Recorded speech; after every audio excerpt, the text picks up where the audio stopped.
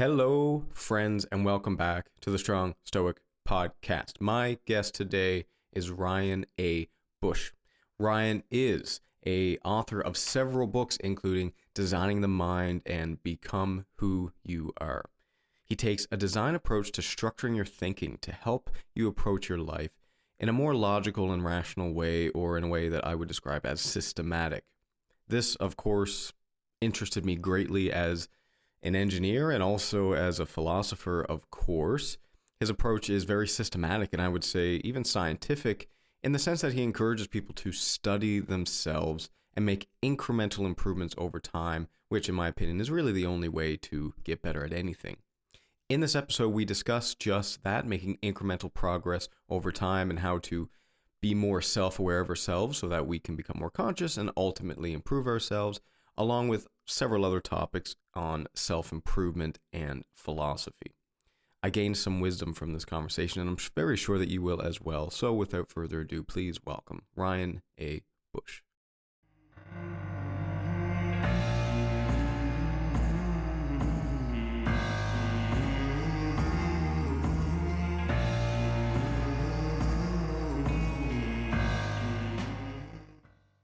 Ryan, thank you for joining me. Welcome.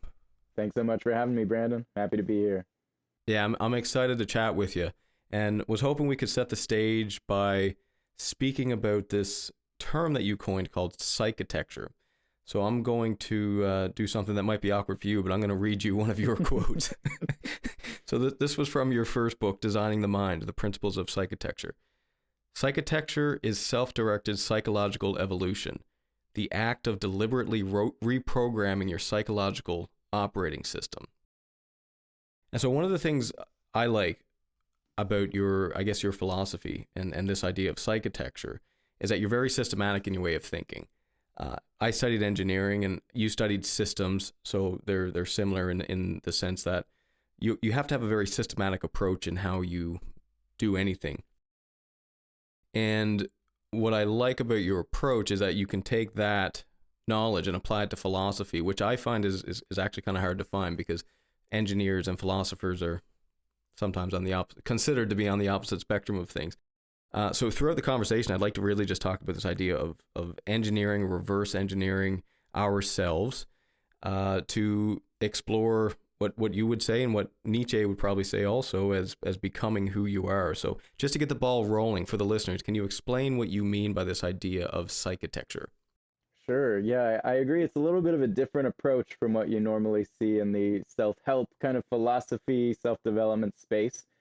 Much more nuts and bolts, zooming in on the individual sort of mental events and how they are triggered and how we can change them. Fundamentally, psychotecture is about how the process of designing and changing our own minds and the habitual patterns of thoughts and emotions and behaviors that spring out of that sort of operating system. And so it is kind of a combination of psychology and architecture, but specifically sort of looking at information architecture, software engineering type approach. So it does tend to appeal to more like software developer types, and it looks at individual psychological algorithms, how our thoughts and beliefs trigger certain moods and emotions, and how our emotions and desires trigger our behaviors and so on. And so first developing, like you said, that kind of awareness of what's going on in our heads, and then moving from there to actually exert some design and control over those systems.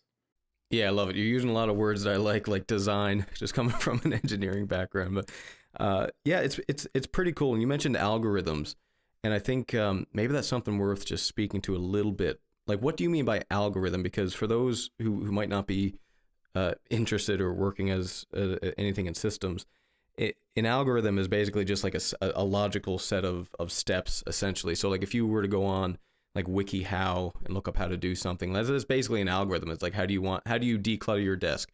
Okay, you can run this algorithm. You look at what you have there, you remove all the dirty mugs with coffee stains, you do this, you do that, and then at the end of the algorithm you get a clean desk. Through the perspective of what we're talking about here, let's say self-improvement or psychology, philosophy, what would you say in terms of like what algorithms are? I think today most people hear about the dreaded algorithm on their social media feeds showing them polarizing material, and it's related to that because it is if you look at how software is structured, there are these individual sort of algorithms, these if then often statements about when this happens, do this, when this happens, do this. And what most people don't realize is that our minds are very much comparable to, or even literally, computers and software. If we study them from an evolutionary standpoint, we find that it really was, you could say, designed over the course of millions of years for certain situations to trigger certain mental responses.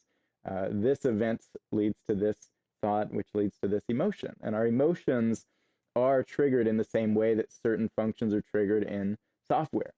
And so ultimately looking at these mental events as algorithms, as these if then chains of events, can really help us get a better, clearer perspective on how to actually change it. A lot of advice is really vague and fluffy and inspirational in this space, but I'm sort of asking, like, what's actually going on in here and how can we change it? And I really adopted this software framework pretty early on, and started studying people like the Stoics and the Buddhists and the Taoists, and seeing the things they were saying as snippets of open source cognitive code that we can plug into our own software and actually change what's happening there.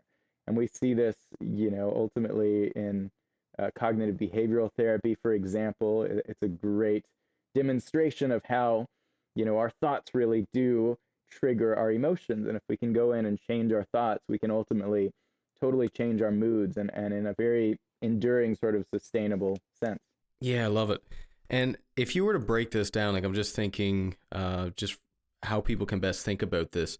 You mentioned evolutionary psychology. So we are brought into this world inherently with this psychological package, which is really it's not this simple, but a lot of times it gets down to how can we best survive?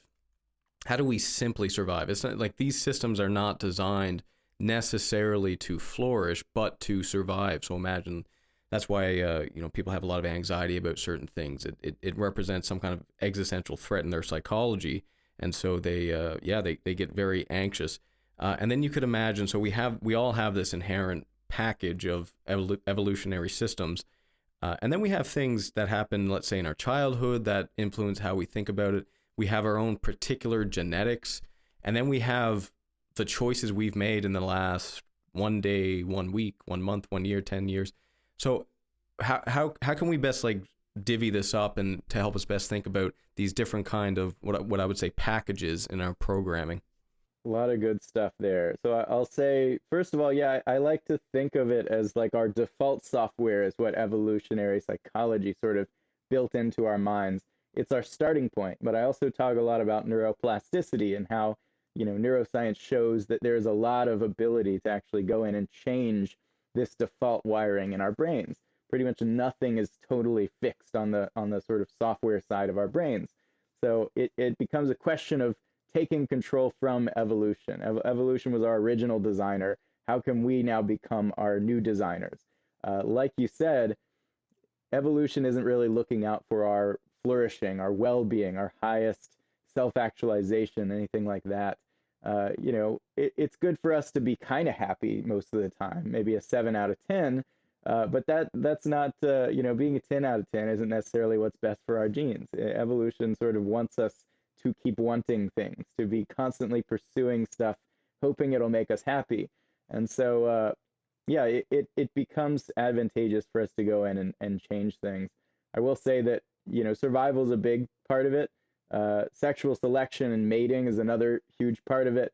Ultimately, it's what's good for our genes and our offspring, and spreading those genes as far as possible, that is really the principle behind our default wiring.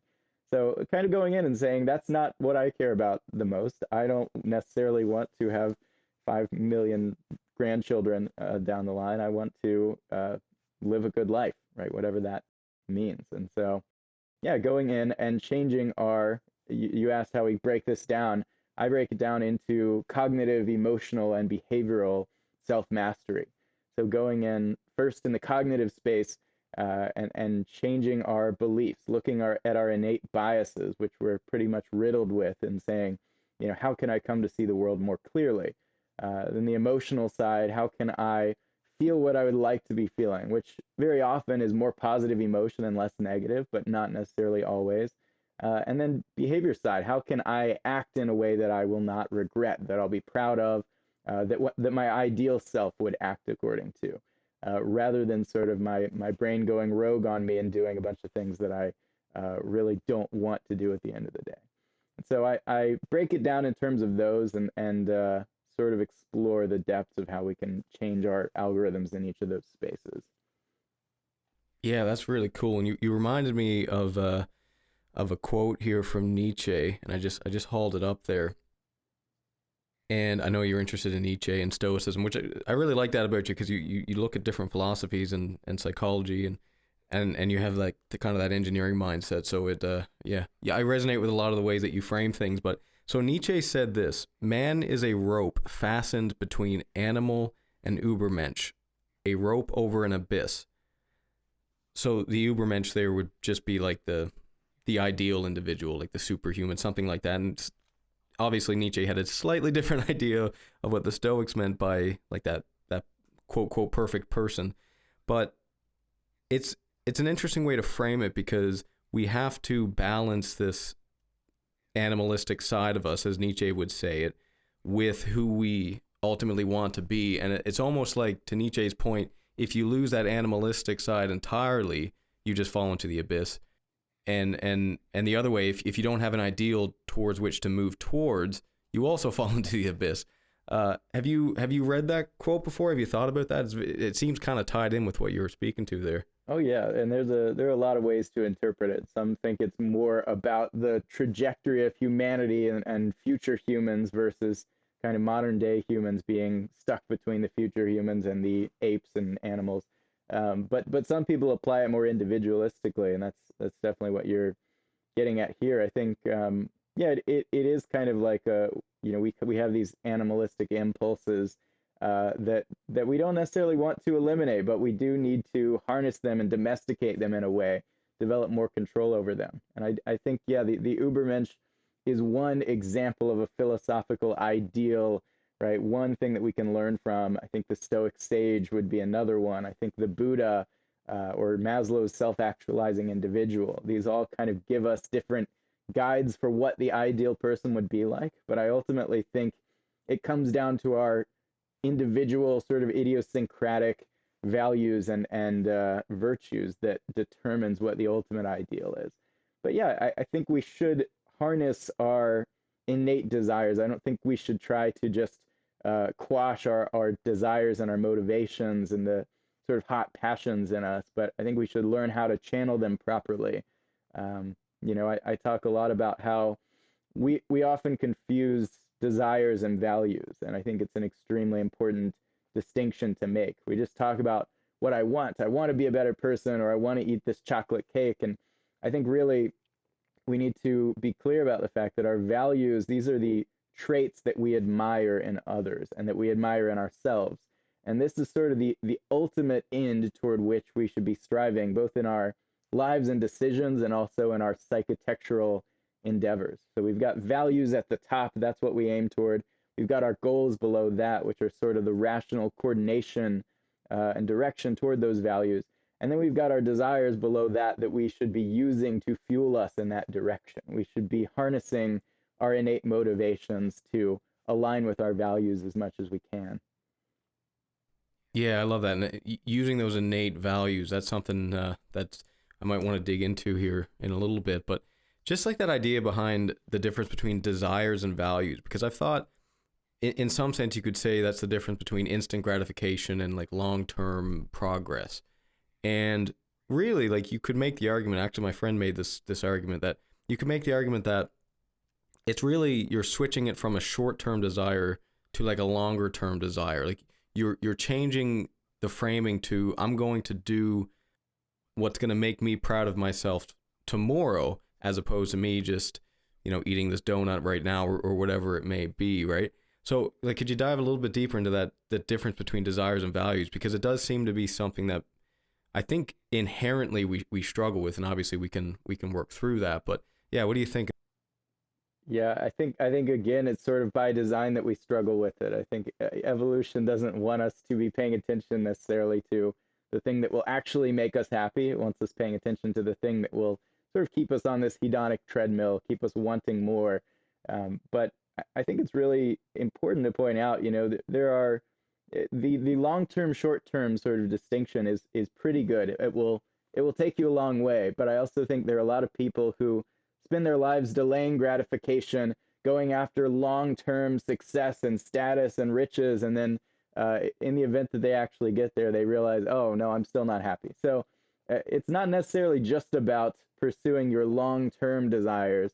I think the looking at values is really what it comes down to. In the new book, Become Who You Are, I introduce this sort of three-dimensional framework that I think could be really useful, because essentially we're all navigating our lives by default on this two-dimensional map. And it basically boils down to the first dimension, which is pleasure and pain. We all want more pleasure now and less pain. This is sort of the short-term consideration. Then there's the second axis, the y-axis, which is loss and gain.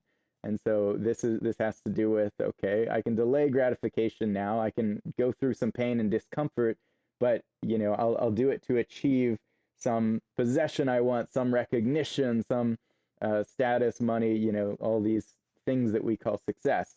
And ultimately, this is how most of us sort of navigate. We take some pleasure now, we delay gratification, and we aim for some success in the long term. But ultimately, this whole two-dimensional space isn't actually what's controlling our well-being. And we can see this when we look at the statistics on people who move around on this two-dimensional space. We can look at lottery winners. We can look at paraplegics, right? There are studies that show basically they're no happier after their incident a year later. And that kind of goes against our common intuition. We think that good things will make us happy, and then we get them and they don't necessarily do that. And so I argue that we can take this two-dimensional, you could think of it as a chessboard sitting in front of you, and extrude it into a three-dimensional topographical chessboard, where now we're looking at this third dimension, which has to do with values and virtues, right? These sort of seemingly stuffy, preachy ideas that the ancient Greeks and many others have talked about, and actually acknowledging this is what's actually making us happy when we think what we want is success and pleasure and gain. So what does this ultimately boil down to? I think, the Stoics use this term virtue, and it sounds, again, kind of preachy today, but I think it really means the activation of certain signature strengths, certain things that we admire in other people and in ourselves. So you can look at courage, compassion, creativity, right? These are things that we value, it seems across cultures. That's what the data suggests. By default, we all value this, and we sort of act it out. We live according to these traits, and we observe ourselves acting according to these traits. We more highly approve of ourselves, and that regulates our mood in a much deeper sense. And so really, instead of asking, should I take this job that has a higher salary or this one in this location, we should mostly be asking, if we really want deep happiness, or what the Stoics called eudaimonia, we should be asking, does this change allow me to better exercise my virtues, my strengths? Will it allow me to bring out more creativity, rationality, charm, whatever it is that I pride myself on the most? Or will it be a decrease? And if it is a decrease, then that'll move us down in the direction of depression, even if it is, a good, positive change on paper. Yeah, for sure. And I heard you mention this briefly too, and I'm gonna put my wording onto it. But I would say part of that point that you're making there is that if you want to, let's say, flourish, you have to do things that you respect in yourself. Yeah. So it's a good way to think about it. And I would say, like, if you want to, if you love yourself, meaning you want the best for yourself, you want yourself to achieve that eudaimonic state, you have to act in a way that you eventually respect yourself and even increasingly respect yourself. And a good indication or a good input to that, it's not always perfect, but what you admire in others, to your point, that's a great way to say, okay, this is something that I actually admire in someone else. Probably that's something that I would admire in myself. That would give me a little bit more confidence. That would make me happier as an individual. And the interesting thing about that is I played that game with myself. And what I found is that a lot of the things that I admire in other people, there's a reluctance for me to do it. Mm. It's like the whole, I respect people who are willing to speak hard truths or have difficult conversations. But there's always reluctance to do that. And part of that reason is because if it's something that's admirable, it's something that is probably in some sense a little difficult. Yeah. And so what do you think about that, pushing through that initial thing and really breaking that down into being what it actually is? It's just a desire to not, let's say, have this difficult conversation with my employee, as opposed to, no, this is something that I need to do because this is something that someone I admire would do or has done. Yeah, I think it is sort of difficult by definition, because if these positive traits were not difficult and they weren't rare and pretty much everyone did them all the time because they were easy, they wouldn't really count as virtues. They wouldn't really be admirable. We would just say, oh, that's a person doing what people do. We don't respect people that much for like eating breakfast, because that's something that we're just wired to do. It's an easy thing to do. And so, yeah, it does come down to the difficulty. But I will say that we have our own unique advantages when it comes to these things. You're never going to become perfectly virtuous and have every positive trait that you admire in others. We could try to get as close as possible, but a pretty good starting point is to look at what already comes relatively naturally to us, what we're already good at. Maybe we've been good at it since we were a kid, and we know that's kind of rare, and most people don't have that strength. Really making sure that these core strengths are being exercised in our lives. You can take the top 5 things that you're best at, that you respect and pride yourself on, right? Making sure that these have an outlet in your life, and even asking, how can I amplify it? How can I double down on these strengths? I think is really really an important step. So there's sort of 2 angles you can go at it from. One is looking at the people you admire most and creating a list, literally writing out, I admire this person for A, B, and C reasons. I admire this person for these reasons. I mean, people in your life, historical figures, fictional characters, if you want, just anyone that you can find a trait or an action that you admire. And then the other angle is, what am I already good at? What do I admire in myself? What have I always thrived at?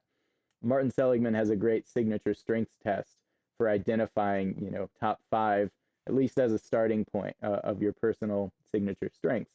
And then sort of trying to find a way to make these 2 lists overlap. How can I get my actual self and my strengths to more closely align with the other people I admire, until I become that person that I most admire, or at least get as close to it as I possibly can.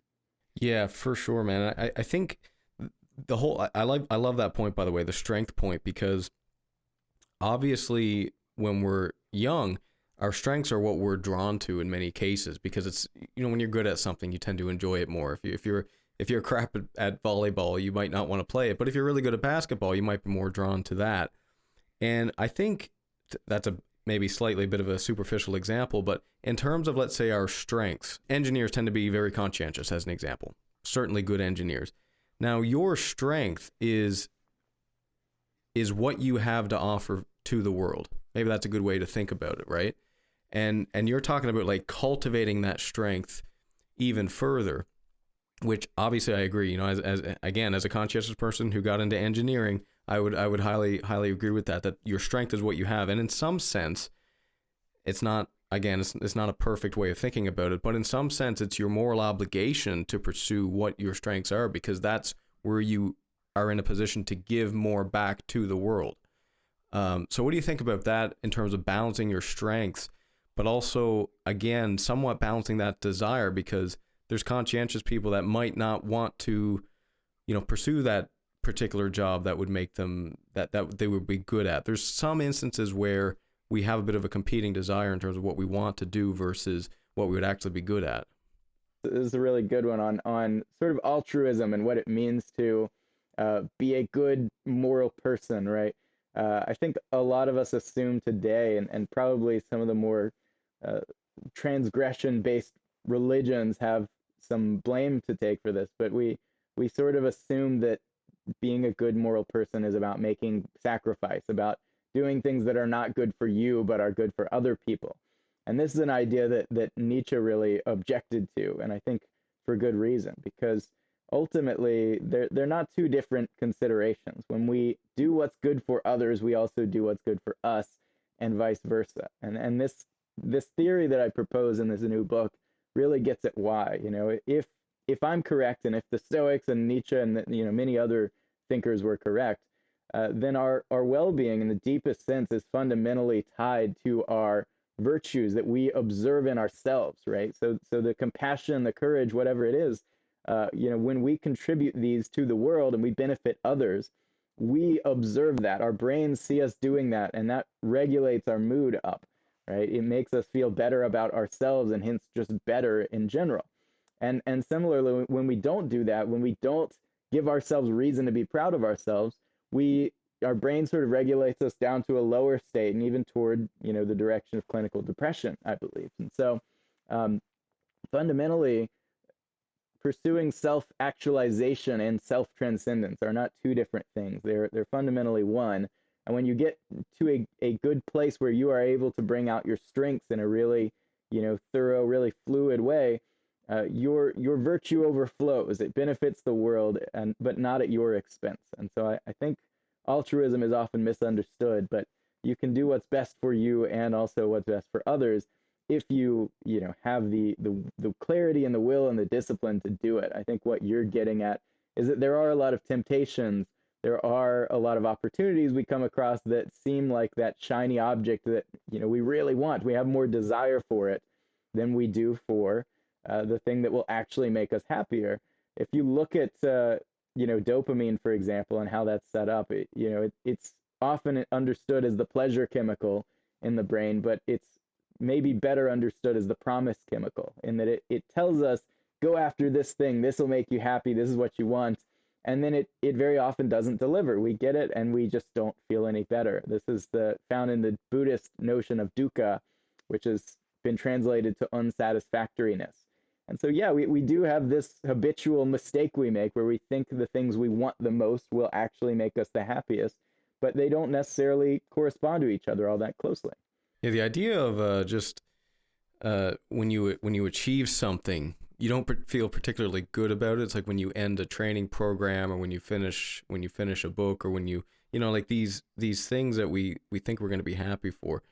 I thought about that in terms of maybe that's one of the reasons why we have to have this ideal in our heads, because you think about like the Stoic ideal, the Stoic sage.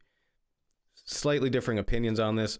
I think it's pretty unlikely for anyone to ever be a sage. Yeah. Now, the Stoics did, in their definition of a sage, it wasn't like a perfect person per se. Like there, you know what I mean? It was just someone that was like that could not do any wrong. They just like they had their soul so conditioned and their character so conditioned that they just could not do anything wrong. But when I think about this idea of we have to have this ultimate goal of virtue, because you're probably never going to achieve it, it gives you like an unlimited source of dopamine essentially, because you're never going to get there. So you're never going to reach that point where you look and you say, actually, I'm a sage. In fact, some Stoics think that even sages, they don't even know they're sages. They're just, they're drinking Kool-Aid one day, and that's a bad example, Kool-Aid, because there's the phrase of drinking the Kool-Aid, but okay, they're drinking tea one day and then all of a sudden they just become a sage and they don't know it. So,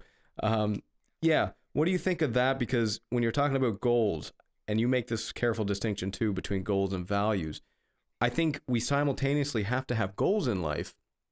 Let's say more practical goals. Like I have career ambitions, podcast ambitions, all these other things.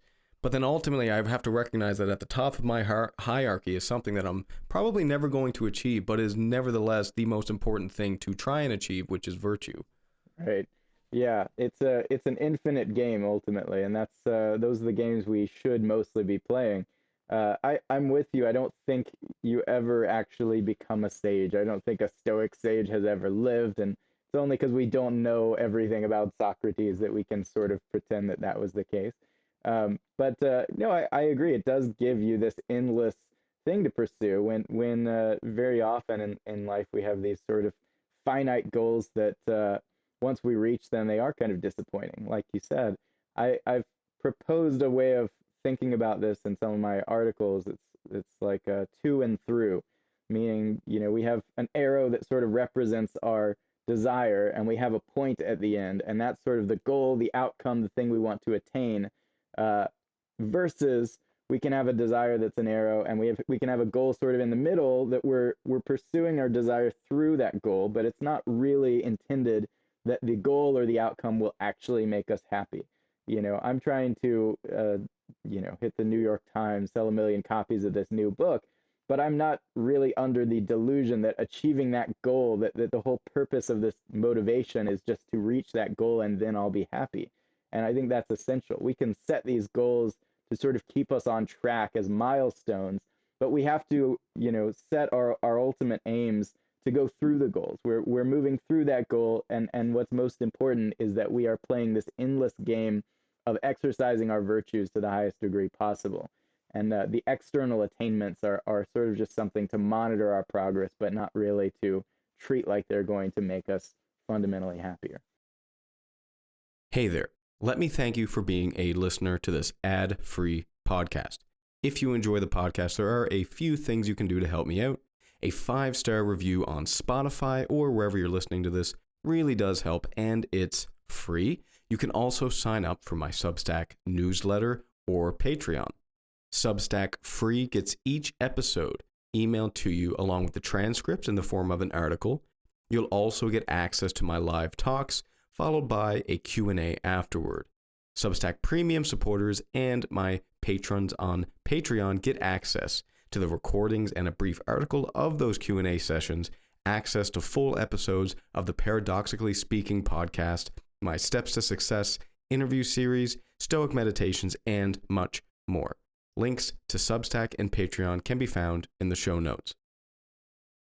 Yeah, absolutely, man. And I like to segue a little bit into this idea of like self-deception, because I think this is something that's very interesting, and it ties in a lot with what we're talking about, because for you to improve, you have to be aware of ultimately who you are. And so part of that is like understanding things like evolutionary psychology, the things that we ultimately have.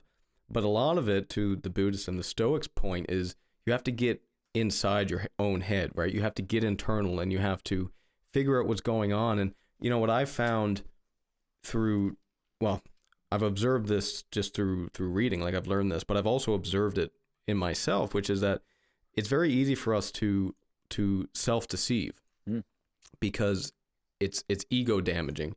So I'm going to read you this quote from Dostoevsky. It's one of my favorites ever. "Above all, do not lie to yourself. The man who lies to himself and listens to his own lie comes to a point that he cannot distinguish the truth within him or around him, and so loses all respect for himself and for others. And having no respect, he ceases to love." So obviously that's a big smack in the ego face. But what do you think about this idea of like self-deception and how we can like go through that, and not only go through that, but go through it in a way that's long-term sustainable, where it doesn't just, if I ask this question sometimes, like there's, if you could press a button where you could see yourself in its entirety, all your flaws, everything that you've ever said that was rude, everything that you've ever said that was socially awkward, all the embarrassing moments that you're not even realizing, like if you could press that button, it's like, I don't know if any of us could really handle that, because like you imagine you just get this like book of like embarrassing things about yourself that you have to now be ashamed of. So there's a process of self-revelation, I guess, but which is important for self-growth, but it also has to be managed. So how do you think about that balance? Yeah, I'll just speak to that and say, I think you're right. I think it would just destroy anyone to confront all that at once. But I do think we should be seeking to gradually take in that self-awareness, right? Take a little blow to the ego now, and then take another one after we've recovered from that. But no, really what you're getting at is the first 3 chapters of the first book. I mean, the first thing I talk about in chapter 1 is like the prerequisite to psychotecture. And the thing that I talk about in every one of my books and programs as step zero is essentially developing metacognitive awareness, right? Which is found in mindfulness and a lot of other practices. Basically, getting to where you can actually observe your own mind.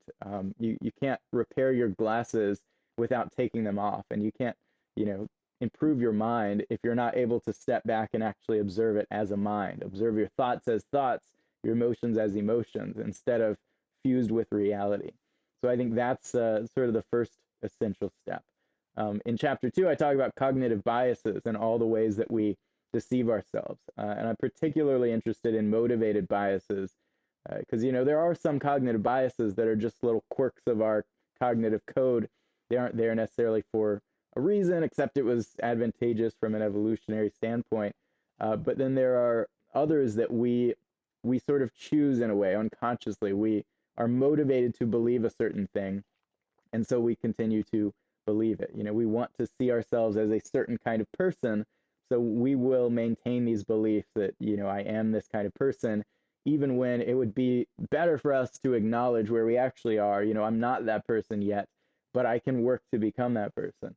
And so there are a lot of ways that we deceive ourselves because we want a certain, social status, social identity, and it's essential to go in and really take an inventory of these motivations, these desires to believe certain things, and get ourselves to a place where we're comfortable considering the alternative. We're comfortable with the opposite of our current belief being true. That's the only way we can actually get clarity, when our desires have sort of been neutralized in that sense. And then moving into what I talk about in chapter 3, in introspection, it's another layer to self-awareness, which is actually learning things about ourselves, sort of mapping out who we are, what we actually like, what we actually value. And I've argued that we have an introspective deficiency here in the West, at least, if not throughout the modern world. We have so many distractions keeping us from actually being alone with our thoughts that no one really ever has to spend time alone if they don't want to. No one has to actually think about the things going on in their heads. I developed this deck of introspection cards called Mindsight because I wanted to help people ask the questions that I was lucky enough to have been asking myself when I was a teenager and going on long walks and just reflecting. But there's basically 81 cards in the deck. You take one each day. You take this pocket-sized journal, and you write out, you reflect on it and you write out your answers. And by the time you're through this whole deck, you've developed this sort of temple of self-awareness. Your ideal lifestyle, your values, your favorite ways of contributing, the causes you care about most. And I think these are a lot of questions that no one is really told to ask themselves. We aren't taught how to do this in school, but it's, I think, absolutely essential for directing your life. Yeah, I love that. I might have to buy that deck. Obviously, it's a really important thing to, to self-observe. And I got to read you another Nietzsche quote because you just reminded me of it here. But we labor at our daily work more ardently and thoughtlessly than is necessary to sustain our life, because it is even more necessary not to have leisure to stop and think. Haste is universal because everyone is in flight from himself. That's another Nietzsche quote that just shatters any any confidence or anything you have in your life. But yeah, so that's an interesting thing, and I would agree that we tend to be a bit, we're not as introspective as we should be in the modern world. There's a lot of things that obviously you have to go through, and asking you these the questions that you were pointing to there is really a way to know yourself, to learn who you actually are. And so if we were to get, let's say, practical, so that obviously that's a great practical thing to take away right there. Buy your deck of cards and go through that on a daily basis. What other practices would you say can kind of help this or help facilitate this process of self-awareness and then ultimately self-growth? Yeah, that's a good point. I mean, ultimately, every card in that deck represents a different exercise that I've, either developed sort of myself or, is based on evidence and studies. I think, there's one in particular where you kind of go through a few different phases of your life and focus in on a few different traits or arcs that you've gone through to get a better understanding of yourself. And this is, I found this to be really powerful, essentially plotting out, let's say you take creativity and wisdom and a bunch of other traits, and you look at how these played out in your childhood, how they played out in your adolescence, how they played out in each chapter of your life. Some periods where you maybe didn't have much of an outlet for these strengths, and others where they were really, you really were able to exercise them to a high degree. And I think, what you'll find if you're like me is that those periods when those traits had the most outlet, when you were most able to exercise them, will end up being the best periods of your life. And the worst periods, and very often the ones that correspond to depression, are the ones where you just don't have that outlet. You're not able to see evidence of your own strengths. And so, but even going through and mapping that out will give you a lot of awareness about yourself and your strengths throughout your life, and essentially how you can write your next chapter, how you can design how things should be structured in the future. Because we have these different domains in our lives, our work, our relationships, communities, hobbies, right? These are all opportunities to bring our personal strengths together and essentially, exercise them more than we were able to before. In this new book, I talk about, a difficult period in my life where I was, writing the first book, essentially, struggling to get my thoughts the way I liked them in that. Also, part-time at my job that I had requested to do so I could write the book, and finding that ultimately I was sort of deprived of an opportunity to bring out my greatest strengths for a number of reasons. And so I really wasn't seeing those strengths that I had always prided myself on. And I started falling into a kind of mild to moderate depression for a period. And contrast that with where I'm at now, where I have been able to essentially designing the mind, my organization and Mindform, this community I've built around it, to sort of rig the game in my favor, to sort of say, okay, I've done the introspection, I've learned what I'm really good at. How can I bring all these together in one place? And it's been the most rewarding thing I could ask for, essentially, because I did do that questioning. I did figure these things out about myself, and I was able to sort of design my life to allow them all to converge in one place. Yeah, that's cool, man. Yeah, love it. Hoping we can get into the Stoic soul a little bit, because what we're talking about here in terms of where you're at right now, let's say, versus where you were at that particular time in your life. Now, obviously, you authored a book, so it wasn't terrible, but self-described it, you would say that maybe you could have done it a little bit different, right? There were maybe a better approach there. Now, the Stoics had this idea that the Stoic soul, or the soul, it's really like a physical thing. So we don't have to think about this in terms of any supernatural element. If you want to, if you're a Christian, sure, go ahead, think about it in a supernatural sense. But the Stoics didn't think you had to. They thought that you could bring this right down literally to earth, in that how we should be thinking about the soul is how we develop our thoughts, how we develop these patterns in our mind to think in a certain way, to have perspective on things, let's say to have gratitude. Like if you can develop the practice that every morning you get up and you have gratitude, like, and that becomes an inherent thing. Every morning I'm looking for opportunities to be grateful. Okay, that's a physical thing that's happened.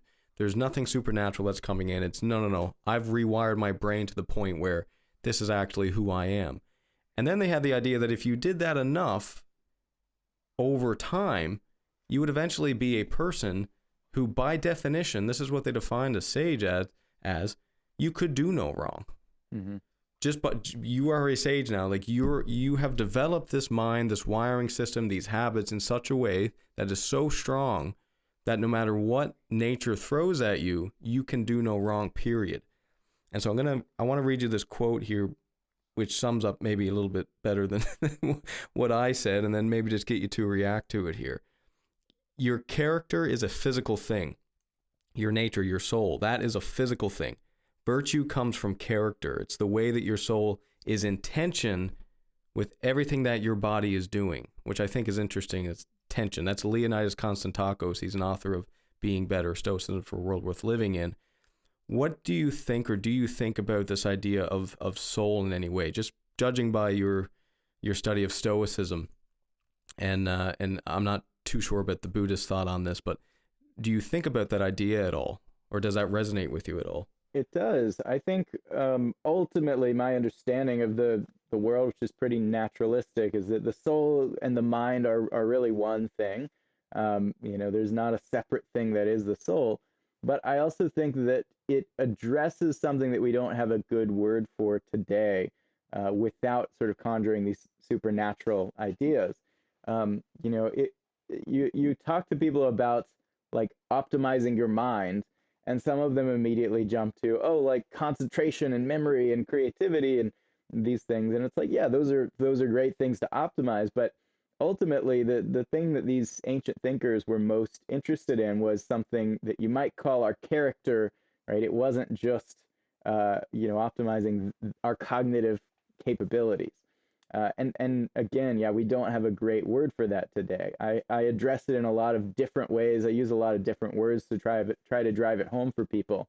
But yeah, it's a missing notion, I think, in our vocabulary and collective consciousness. I think I talk about our psychological software as essentially being a network of interconnected habits. And I think that's a little bit of a techie way of framing what Aristotle and the Stoics were talking about when they said, a sage could do no wrong. Essentially, through a gradual process of sort of grooming and iteratively improving these mental habits, these chains of algorithms, or however you want to frame it, you gradually improve your habitual character and who you are just by default. So you don't have to necessarily work really hard to try to be a good person every day. It's been so deeply ingrained in you over the years that it just kind of happens naturally. So I do think, fundamentally, I'm with the Stoics, I'm with Nietzsche, I'm with all these thinkers who talked about greatness of the soul as being the most important thing, better than any of these, external achievements that we can pursue. Your second book, Become Who You Are. So I got to be fully honest, I have not read that book yet, but I do know that there is this idea, there's a perspective to look at this becoming, let's say what we've been talking to up to this point, or how we've been phrasing it is, becoming the person that you want to be. When you say like becoming who you are, my understanding that the implication of that is that no, there's a person, the person that you want to be is actually who you are, and that there's things layered on top of it that we have to remove. Almost like, when you're a teenager, you put on this mask, you take up smoking, even though you don't want to because your friends are doing it. So we put on all these masks that we think people want to see so that we get accepted. And then it seems like over time, we remove the mask, we remove this mask. And then we have kind of the same thing, like psychologically, just to ourselves. Like, again, we self-deceive. We convince ourselves who we are, even though that might not actually be who we are, to save our ego, just as an example. So maybe I'll give you the opportunity here to delve in a little bit to your new book. When you say become who you are, and I want to read the second, sorry, what was there's a subtitle to that I don't have in front of me. Yeah, it's a new theory of self-esteem, human greatness, and the opposite of depression. That's right. That was another thing I found interesting, the opposite of depression. What a great way to frame it. But yeah, so when you say become who you are, what do you mean by that? And what's the kind of premise of this new book? Yeah, well, that's a really interesting perspective you put forward. I do think a big part of it is subtractive in the sense that we do have these layers that have been built up on us of self-deception and indoctrination. And a big part of this process is eliminating those. I also think a part of it is additive. Nietzsche talked about, being a sculptor in a sense, and the act of self-creation sort of being an act of creating who you are through your everyday sort of experimentation. I think, the way I understand this seemingly paradoxical phrase, which does go back to Nietzsche, become who you are, is that there is a part of you, you could say it's you, which is the template of your ideals, your impulses of admiration, every yes and every no ingrained in your brain. as to what is admirable in human behavior. Your values, right? This all this stuff we've been talking about, right? You could say it's more you than you are, because this is the ideal that's sort of built into your brain. You know, Abraham Maslow said that every person contains an acorn of the oak tree that they may become already. In the same way that, yeah, an actual acorn has all the DNA in it needed to become an oak tree. And so the question is, how can we, through our actions, behaviors, our character, actually align our actions with that template of our ideals, and actually make our actual self become one with that ideal self, essentially. And I think, you know, Nietzsche talks a lot about the process for this. He talks about it as being this kind of treacherous, active experimentation where you go out in the world and you try things, essentially. You take certain actions, you try on different versions of yourself, different masks, and you know, many of them will be learning experiments. They'll be, you know, essentially failures, in the sense that you say, no, that didn't work. I'm not proud of that. I'm not good at that. And gradually, through this process of continual experimentation, you become more and more who you are. And this is the continual task of our lives. I talk a lot about how some of us think that the goal is to stop and be done, where the goal is to be able to retire and not have to do anything anymore. And ultimately, I think when you actually achieve that, your mind starts declining, your well-being starts declining, because you know on some level you're not continually pushing toward that person that you want to become. And so I do think that this is the fundamental task of life and of pursuing well-being, is this act of self-creation and self-becoming. Yeah, the retirement thing is interesting because why would you want to retire from something that's deeply meaningful? Like, why would you want to? It's like, oh yeah, my soul is too fulfilled doing that job, right? So if you do get that impulse that you want to retire, it might be a good indication that maybe you should think about a different way of life. And certainly, I do think that just to get like practical with this, I do think that that phase that you're talking about there, which I would call something like harmony, like that takes a long time to achieve, because you do have like it takes you being able to set up your life in such a way, first of all, that you know yourself, and then second, just to kind of react. So there's always a delay in, you know, how you can act versus how well you actually know yourself. There's going to be a delay there, because, you know, if I learn something new about myself today, I'm not going to be able to implement that right now, and I'm probably not going to be able to implement it over, you know, depending on what it is, it might take me a couple months of, you know, let's say I've learned that I have to get up at 5 o'clock every morning. It's like, okay, how long is it going to take to get that habit ingrained? You know, probably some time. It's kind of like this idea of live according to nature in Stoicism.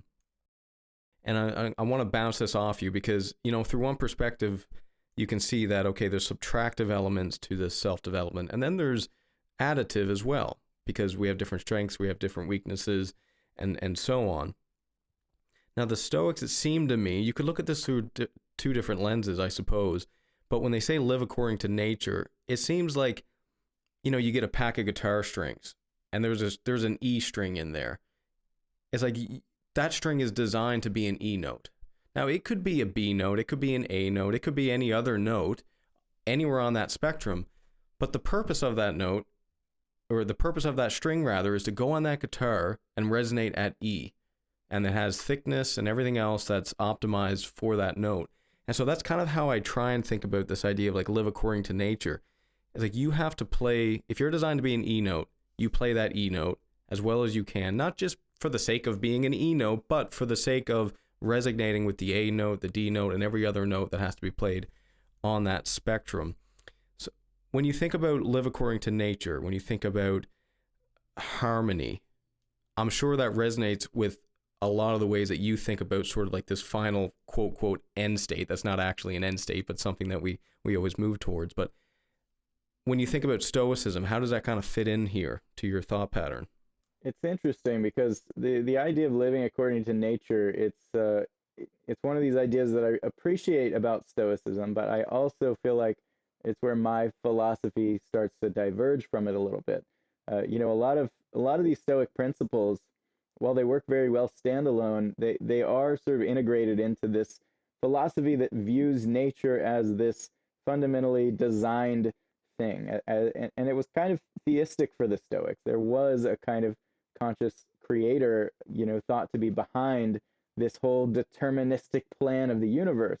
And so living according to nature made a lot of sense. Our brains were designed to be rational after all, so we should live according to rationality and logic in these things. But ultimately, my understanding of the world is that it's a little bit arbitrary how things were structured, right? Evolution is our designer, and it wasn't really looking out for our ultimate well-being. And so I tend to adopt a spirit of evolutionary rebellion. Forget about nature. Let's see how much we can improve things. And I think Nietzsche was similarly, kind of had a transhumanist spirit to him as well, because he criticized the Stoics for wanting to live according to nature, and said, "Oh, we can do so much more than nature, right? We can become more than what our sort of default wiring intended." I will say that clearly, what we are talking about here, there is an element of that natural harmony to it, because even though much of who we are is to be changed, is to become to something else. We are talking about this core of values that we're trying to live according to. So there is this one component of our evolutionary wiring that we don't necessarily want to change. We don't have any reason to change, because values are our only reason for doing anything. It's the only reason anything matters. And so ultimately, we do want to align everything else about ourselves with this one component to be preserved. So I do think there's a part of living according to nature that does make sense. But I also don't find, Aristotle's arguments on what a good thing is to be intended, like a good, kitchen table or a good knife. I don't know that humans fall into that category, and that we are designed to be a certain way, and should live according to that, essentially. Yeah, it's very interesting because obviously Stoicism, it's fundamentally based on rationality and reason, but there's a lot of beliefs in there too that people don't want to really think about, because it doesn't really jibe with, let's say, our modern interpretation of Stoicism. One of them being that, when they say live according to nature, like there's a huge caveat there, which is, yeah, but the Stoics believe that human nature was inherently good. Right. Right. Not that we're all born good, but that we only really flourish by being good. And so that's a huge caveat that people don't want to address. So I appreciate you clarifying that, because that's a pretty interesting point. I guess we're getting near the end here, and I just want to throw it over to you to promote your book. First of all, thank you for chatting with me, man. I really enjoyed that. We got into some very interesting topics, and I like your multi-perspective approach on this. You can look at this through an evolutionary lens, you can look at it through a Stoic lens, through a Buddhist lens, probably several other lenses that I'm not even thinking about. But thanks for being here, and I know you got 2 books out, right? The new one is Become Who You Are, and then you have the other one, let me get the name up here. Designing the Mind. Designing the Mind, there you go, thank you. So yeah, where would you send people to learn more about you, and to pick up your books and to get your deck of cards? Where would you send people? Yeah, well, first, I appreciate you having me as well. I really enjoy it, and I really appreciate your engineering approach as well, that you sort of relate to that component. Yeah, so the best place to go for all of this stuff really is designingthemind.org/becoming. If you can put that in the show notes, if you go there, first you'll be able to order or pre-order the new book, Become Who You Are, for a ridiculously low starting price. But also, if you join the email list, I'll send you a couple of free books. That link is on that same page. So I'll send you the Psychotexture toolkit, and also the Book of Self-Mastery, which is sort of a quote compilation book. And you'll also, being on the email list, you'll learn about some of the other products and programs, and the membership community called Mindform. So you'll sort of get exposed to all of that if you head to that link. Love it. Love your work, man. Thanks again for being here. Until next time. If you liked this video, please hit the like button and subscribe with the notifications turned on. The Strong Stoic podcast is also available in audio wherever you listen to your podcasts. Finally, you can join Substack to gain access to transcripts, articles, and premium podcast episodes.